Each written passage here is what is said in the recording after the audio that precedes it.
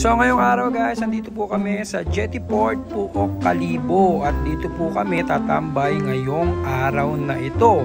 At syempre guys, may mga kasama po tayo, yung relative po ni Julia.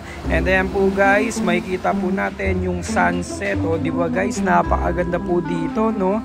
Yan, ang ganda-ganda talaga. At syempre guys, andito kami banda sa may tabing dagat. Ayan po talaga yung purpose namin, kaya pumunta kami dito. Kaya guys, may kita nyo po ngayon yung mga relatives po ni Julia. Ayan, tuwan-tuwa. Hello guys, welcome back to my channel. It's me.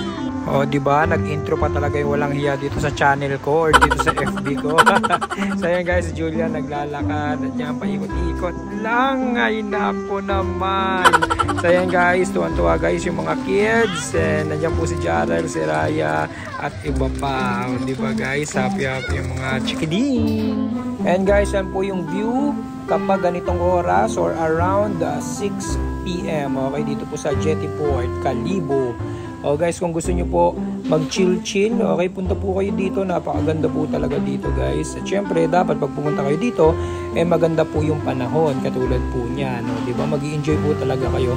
At this time guys, meron po kami nakitang malaking drone. No? Ayan guys, mapapansin nyo guys, oh, yung liwanag ng ilaw niya, super laki. Sino kayo nagpapa-under nyo? So ayan guys, may napansin nga po kami o may nakita po kaming eroplano. So ayan guys, makikita natin yan malapitan. Dadaan po yan sa amin. At syempre guys, makikita nyo po yan. Napakaganda po. O diba naman yan?